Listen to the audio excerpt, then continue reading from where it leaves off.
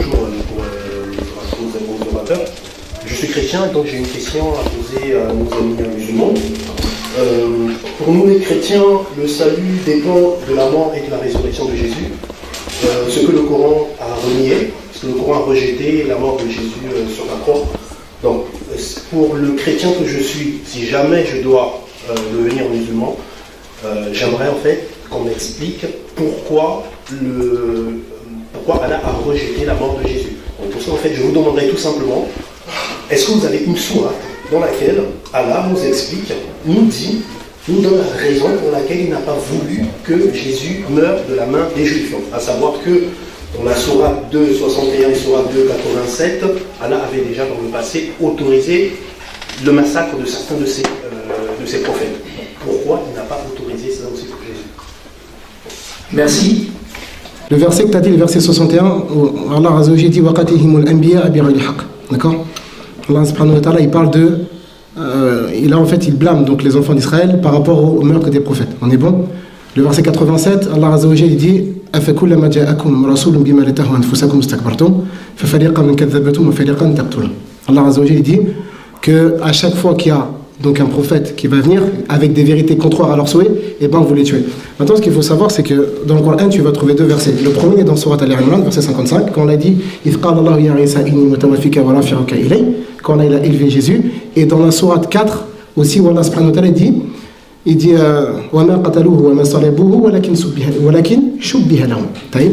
Allah subhanahu wa ta'ala, les Juifs, ils ont rusé contre Isa, alayhi salam. Et ça aussi, tu verras que le complot qui a été fait contre Jésus, c'était une ruse. Maintenant, Allah subhanahu wa ta'ala, il a décidé de sauver son prophète pour pas qu'il meure par la main de ces Juifs-là. Est-ce que tu comprends? Maintenant, je te pose une question, si tu m'autorises. Est-ce que tu penses que Jésus, il est exaucé? Jésus. Est-ce que tu penses que Jésus, lorsqu'il demande à son Père, il est exaucé? Oui. Parce que regarde, dans le livre de Jean, chapitre 11, verset 42, Jésus, il dit qu'il est toujours exaucé. D'accord? C'est pour ça que tu verras dans le livre de Jean, chapitre 8, verset 16 et Jean 8, 29, qu'il dit Jésus que le Père, il ne l'a pas laissé seul parce qu'il fait toujours ce qui lui est agréable. Donc là, je te pose une question avant de conclure, Inch'Allah, je demande pardon à Saïd. Dans Jean 16, 32, Jésus, il a dit que ses disciples vont l'abandonner, mais que lui, il n'est pas tout seul parce que son Seigneur, il est avec lui. Rappelle-toi, dans Exode 14, lorsque les Juifs, ils avaient peur de se faire rattraper par les Égyptiens, Moïse, il leur a demandé de rester calme. D'accord? Et de regarder ce que le Seigneur allait leur faire. Je te pose une question. Est-ce qu'un prophète, dans un moment terrible de sa vie, lorsqu'il dit « Je ne suis pas seul, mais celui qui m'a envoyé est avec moi », est-ce que tu penses qu'à ce moment-là, il pensait qu'il allait mourir ou pas? Bien sûr, parce que même dans sa mort, Dieu l'assiste. C'est-à-dire, comment tu veux dire qu'il a assisté alors que dans le livre de Matthieu 27, 46, il dit « Mon Père, pourquoi m'as-tu abandonné » Est-ce que l'abandon est un assistanat? Non, pas du tout. C'est parce que sur la croix, le Père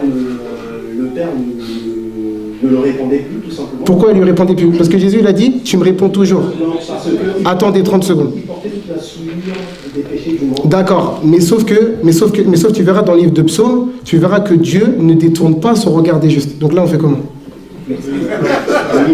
Non, dans les psaumes, regarde. Après, dans les psaumes, ça n'a rien à voir avec la situation de Jésus. Mais je vous ai demandé en fait une sourate, parce que bon, on va avoir je t'ai donné, tonton, je t'ai donné. Une sourate qui explique pourquoi il n'a pas voulu la mort de Jésus. D'accord. Donc en fait, le truc. Regarde, tu notes, Inch'Allah, comme ça on passe le temps, tu vois, Sourate 3, versets 54 et 55, Inch'Allah. Et vous voyez après, merci. Ouais. Inch'Allah, on se voit après. Sourate 3. Question aux chrétiens maintenant. J'aurais une question pour s'adonner à l'autre pasteur. Donc, vous nous dites que la bonne nouvelle, donc l'évangile en grec, c'est la mort de Jésus. Moi j'avais une question, parce qu'en Marc chapitre 1, verset 14, il nous est dit que Jésus allait de ville en ville prêchant l'évangile de Dieu. Et en Jean chapitre 17, verset 4, qu'il a terminé la mission, donc c'est-à-dire qu'il a transmis l'évangile de Dieu. Au chapitre 18, il nous est dit dans Jean qu'il ne disait jamais rien en secret. La question que je vous pose, c'est que, à cette époque-là, donc en Marc chapitre 1, les disciples de Jésus eux-mêmes n'étaient pas au courant que le Messie allait mourir. Ça ne viendra que 8 chapitres plus loin. Quel est l'évangile de Dieu que Jésus prêchait à ce moment-là? Merci. Excellent, Karim. Je peux répondre? Ok. Dans l'Ancien Testament, on parle de deux venues du Christ. Il y a une venue où est-ce qu'il vient pour souffrir et où est-ce qu'il vient pour racheter l'homme du péché, et il y a une autre venue où est-ce qu'il vient et il va régner éternellement. On croit que Jésus revient une deuxième fois. Les Juifs, à l'époque, ils n'ont pas compris le royaume de Dieu parce qu'eux, ils étaient sous la domination romaine. Donc, ils s'attendaient à un Messie qui était le fils de David, donc qui allait les libérer, élever une émeute pour être capable de combattre contre l'Empire romain et rétablir les choses. Mais Christ n'était pas venu combattre avec les Romains. Christ était venu combattre avec le diable et avec le péché. Et il a amené un royaume où il a vaincu le diable en ressuscitant de les morts. Il a vaincu la mort, donc il a réduit à l'impuissance celui qui avait la puissance de la mort, c'est-à-dire le diable.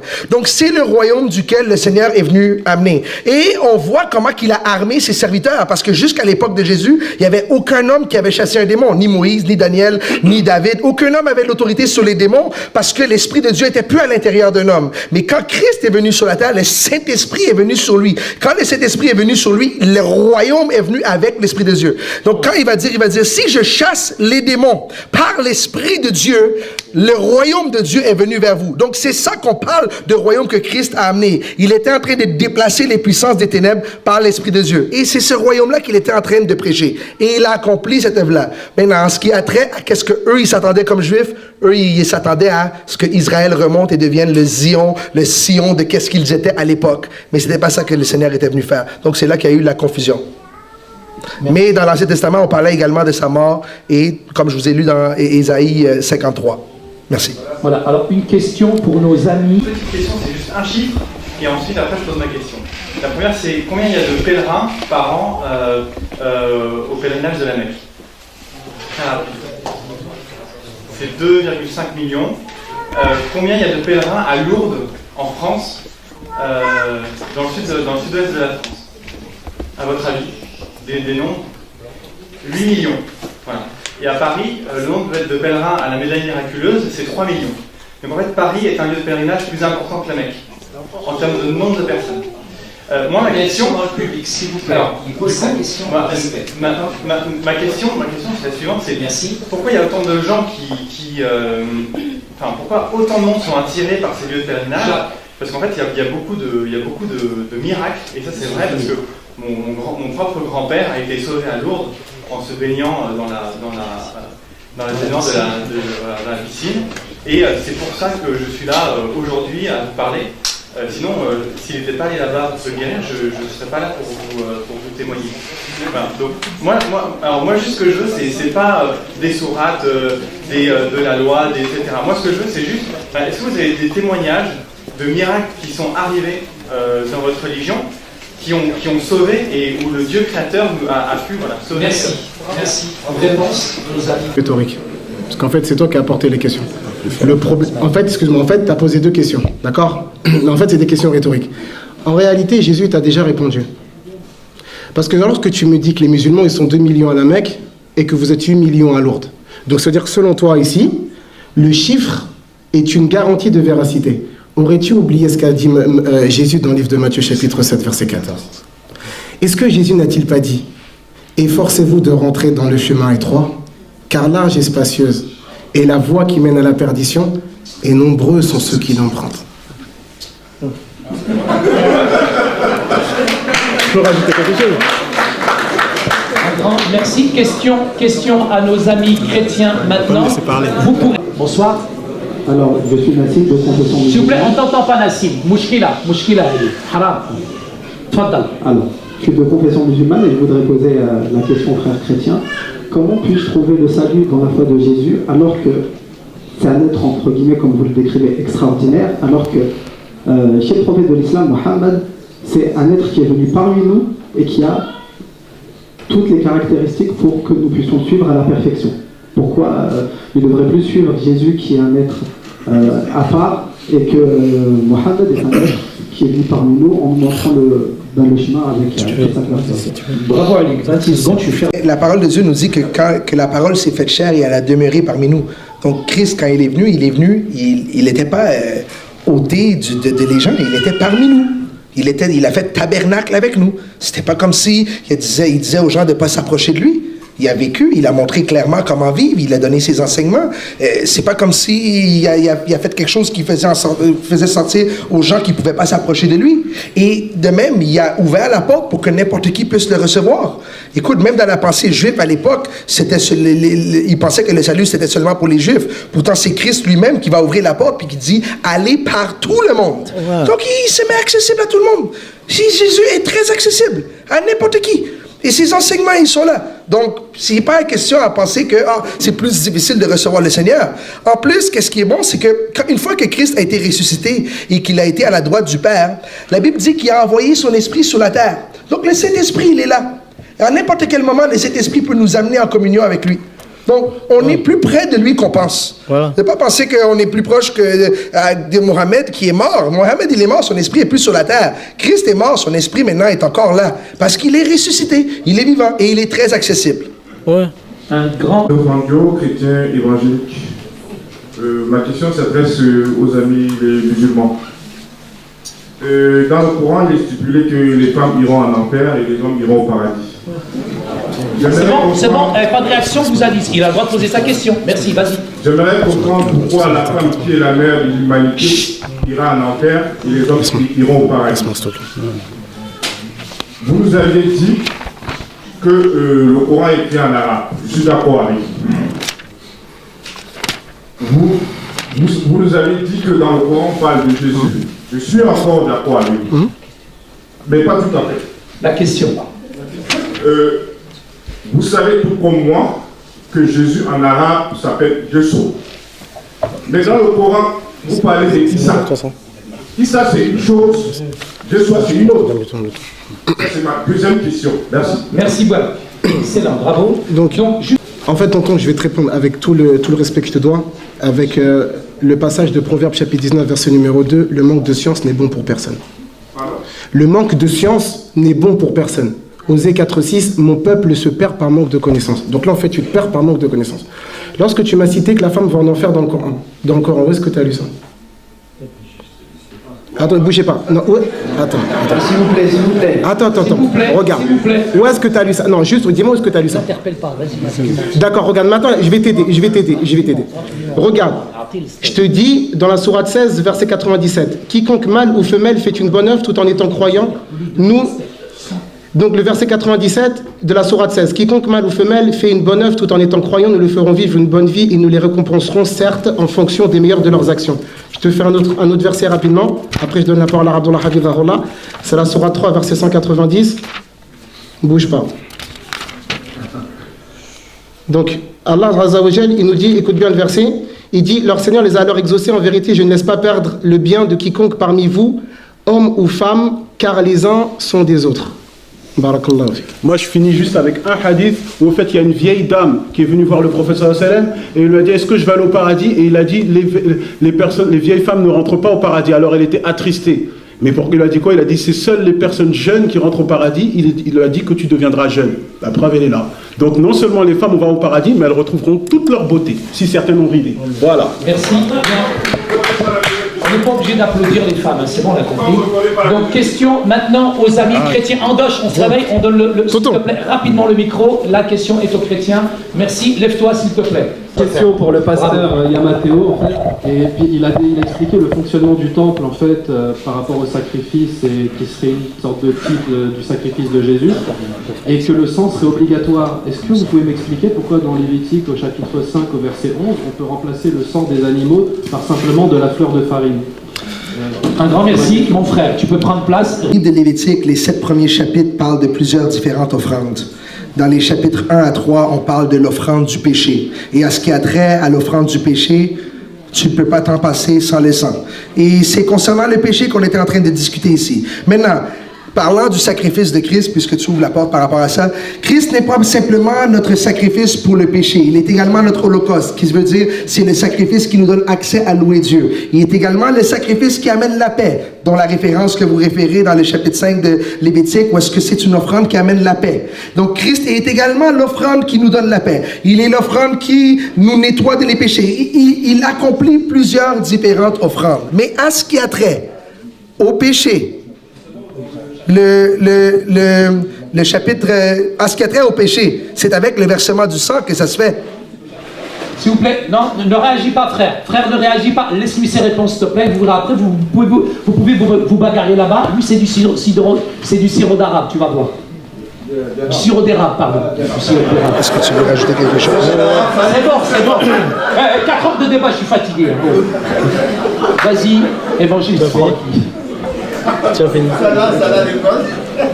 C'est correct. C'est correct? Ouais. Très bien, frère Moussa. Le sacrifice de Christ, lui, il était en même temps le souverain sacrificateur et le sacrifice de l'Holocauste en même temps. Parce que c'est lui qui a apporté son propre sang. Alors que on emportait le sang des animaux au sacrificateur, au souverain sacrificateur. Mais lui, il est le souverain sacrificateur et il s'est laissé crucifier pour être aussi le sacrifice parfait. Merci infiniment. Autre question. Vous dites que, tout à l'heure, vous avez dit que Mohamed intercéderait pour les morts, pour les défendre auprès d'Allah. Et moi, j'ai lu beaucoup le Coran, pas en entier, je ne vais pas mentir, mais j'ai jamais vu ce passage-là. Et au contraire, je sais qu'il y a un hadith qui dit que Jésus reviendra pour juger tout le monde de manière, pour être un juge équitable et un chef juste.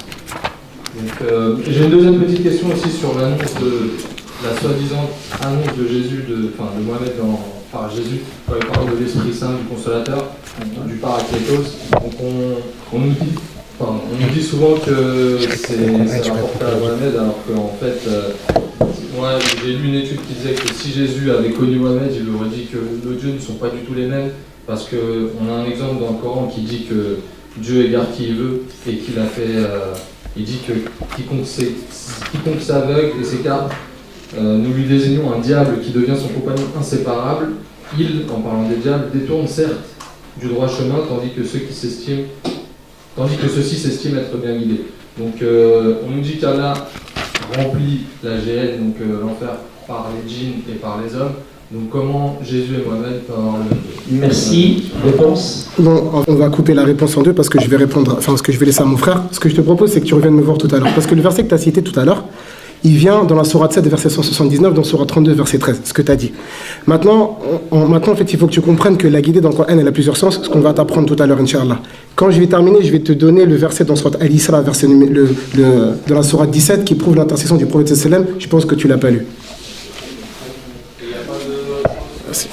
En fait, déjà, ce que tu as demandé par rapport à Jésus juste, c'est sur terre, c'est pas dans l'au-delà. C'est sur terre. Dans Matthieu chapitre 20, verset 23, Jésus, ses meilleurs disciples, Jacques et Jean, il a dit, cela ne m'appartient pas, appartient au Père. Il n'est pas juge. Ça veut dire là, il ne juge pas sur cette affaire-là. Ce que tu nous as dit, c'est sur terre. Le prophète, mais le retour, c'est sur terre aussi également. Mais le prophète sallam, lui, le prophète sallam, c'est dans l'au-delà. Elle est là la différence. Ça n'a rien à voir. Merci infiniment. La question maintenant aux amis chrétiens, maintenant très rapidement. Bon, c'est fait, c'est déjà moyen. En fait, j'aimerais poser une question au pasteur. Vous nous expliquez. Il y en a deux. Lequel? De toute façon, les deux. Ouais, merci. Super. Vous nous expliquez que le salut passe en croyant à la mort de Jésus sur la croix, et à sa résurrection. J'ai une question. Tous les êtres humains, depuis Adam, qui ont vécu, comment ils sont sauvés? Ils ne peuvent pas croire en la mort de Jésus, parce que Jésus n'était pas encore venu. Donc, où sont-ils? Sont-ils en enfer éternellement? Pierre Ils n'ont pas eu la possibilité de se sauver. J'attends votre réponse. Merci beaucoup, mon petit frère. Mon ami et frère, 1 Pierre 3, 18 dit « Christ a souffert une seule fois pour le péché, le juste pour des injustes, afin de nous amener à Dieu.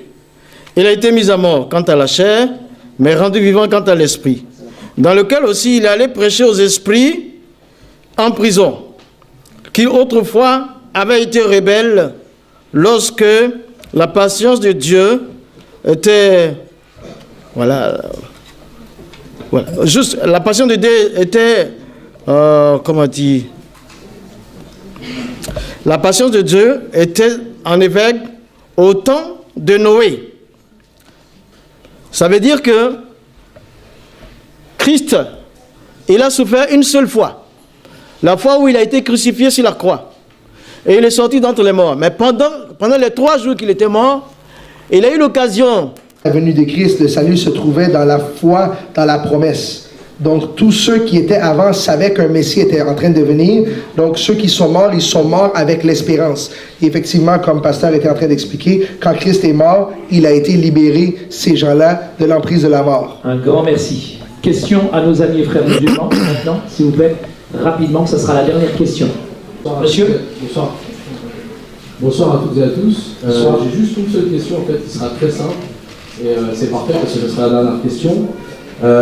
Donc, d'après ce que nos frères musulmans que j'aime, encore une fois, comme les pasteurs ici présents apprécient tous ceux qui sont ici dans la salle, globalement, pour vous, l'évangile qui dit clairement, avec tous les apôtres qui ont ramené le même message, que Jésus-Christ, il est le Seigneur, il est le Sauveur, et que globalement, nul ne vient au Père que par lui.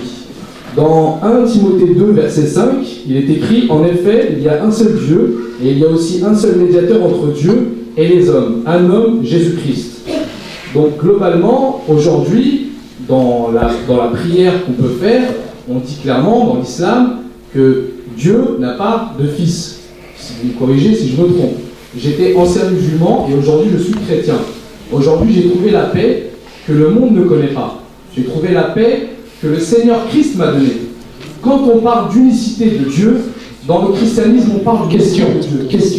Donc la question est la suivante. Aujourd'hui, donc clairement, ici, avec cette assemblée qu'il y a ici, donc vous reniez quelque part les Écritures saintes de Dieu. C'est-à-dire que vous dites globalement que ce que Dieu a annoncé à tous ses prophètes et à tous ses messagers est totalement faux. Merci, ils ont bien compris, je pense, un grand merci. Les Juifs n'ont pas compris comme tu l'as compris. Donc ça veut dire que toi-même, tu es en contradiction avec le livre que tu dis. Parce que Jésus aussi a dit, heureux ceux qui procurent la paix, ils seront appelés fils de Dieu. Donc c'est pas dans le sens littéral. C'est pas dans le sens littéral. Et même quand tu dis ça, si heureux ceux qui procurent la paix seront appelés fils de Dieu, ceux qui procurent le mal seront appelés comment? Fils du diable. Certains ont été appelés fils du tonnerre. Est-ce que tu vois un tonnerre et tu vas dire, voilà, eux c'est les fils du tonnerre? Non. Il faut rester dans la terminologie des enfants d'Israël. Mais maintenant, moi, j'aimerais te dire aussi une chose. Si, par exemple, tu veux dire que dans le Coran, il y a certaines choses qui ne se retrouvent pas dans la Bible, tu disqualifies le Coran pour ça, ben moi, je vais dans Jean chapitre 7, verset 38, où Jésus dit, celui qui croit en moi, des fleuves d'eau vive couleront de son sein, comme dit l'Écriture. Or, c'est nulle part. Donc, ça veut dire que tu dois aussi disqualifier le livre de Jean. Dans Matthieu chapitre 21, verset 23, l'auteur dit qu'il sera appelé Nazaréen.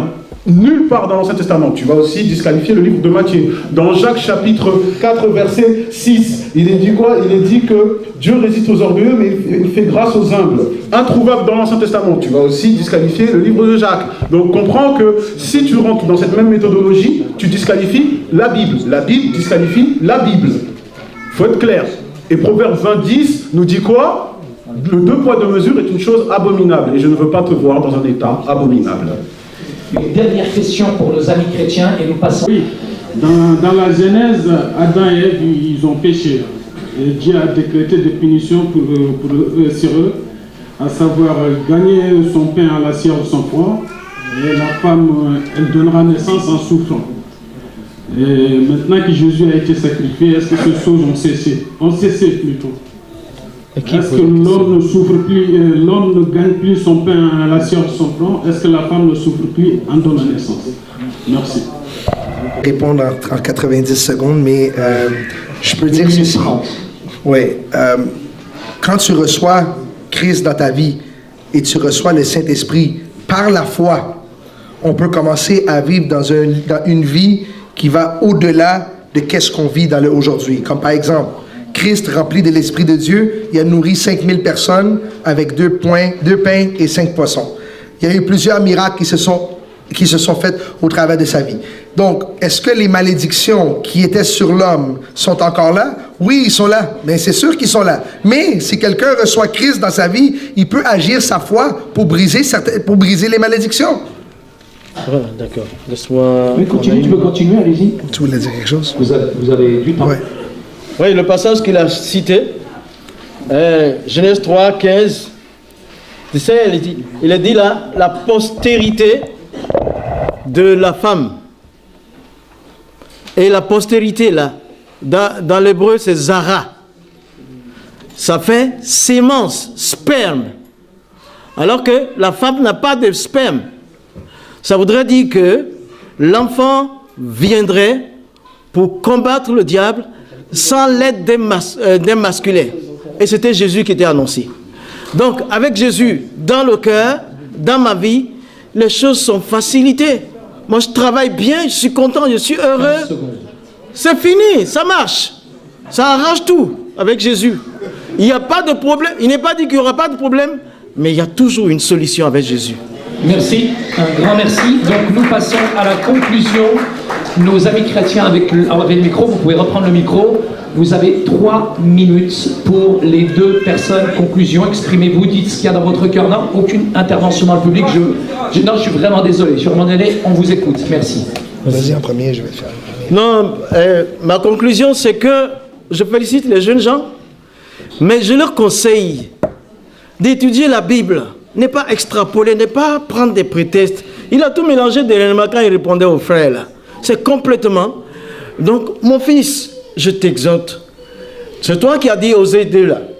Ça, il faut étudier la Bible dans le contexte. Parce que si tu connais la Bible, tu deviens chrétien. Mais quand tu l'utilises pour attaquer, c'est pas ça. Mon amour pour vous, l'islam, c'est l'amour de Dieu. Je vous aime, vous les musulmans. Et que Dieu vous bénisse. Je sais que vous n'êtes pas candidat pour l'enfer. Mais le chemin du paradis, il n'y a que Jésus. Voilà, c'est ce que j'ai dit. C'est bon. Tu as 2 bonnes minutes. Okay.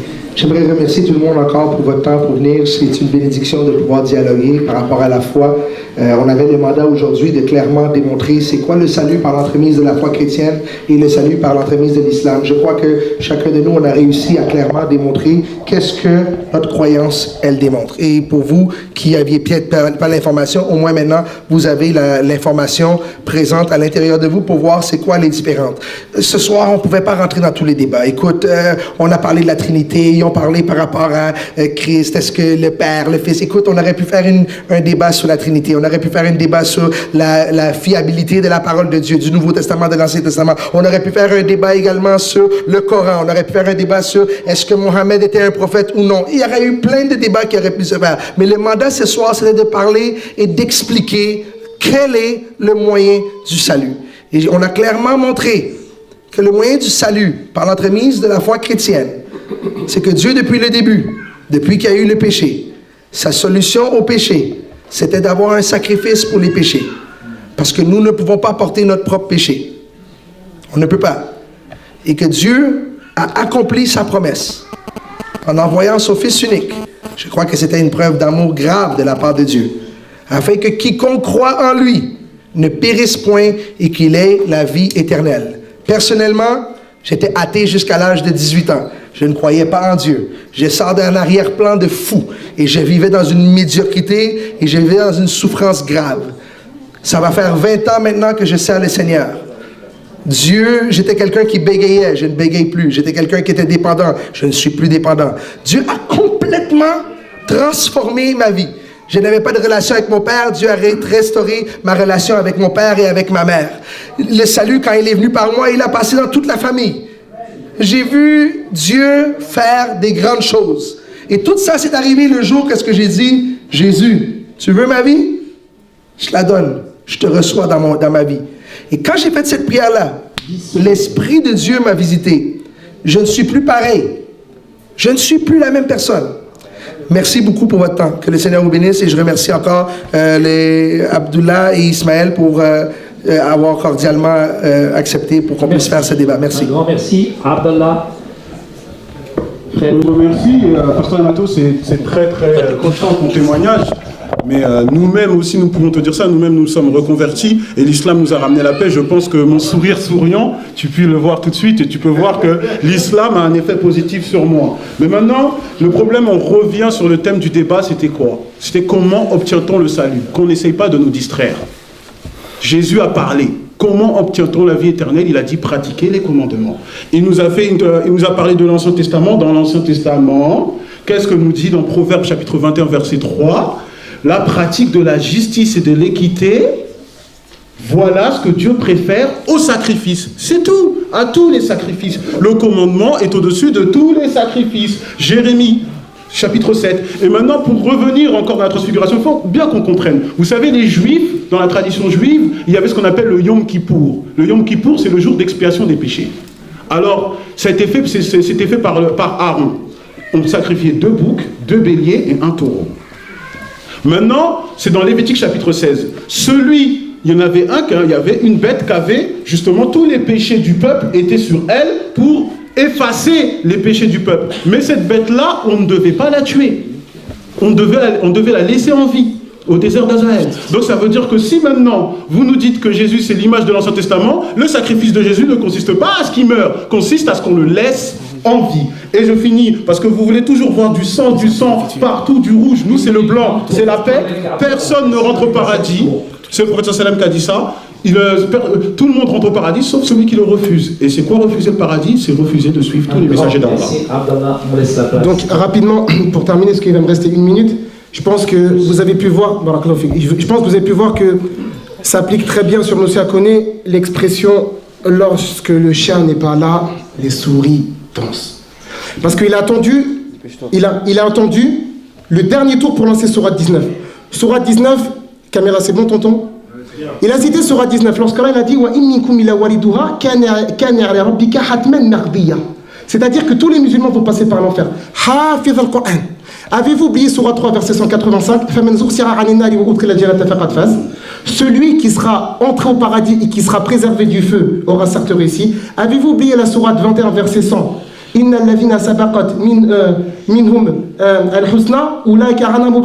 Que ceux qui ont la belle promesse, ils seront éloignés de l'enfer. Sourate 40 verset 56, Sourate 52 verset 17, qu'il y a des gens qui seront préservés de l'enfer. Sourate 66,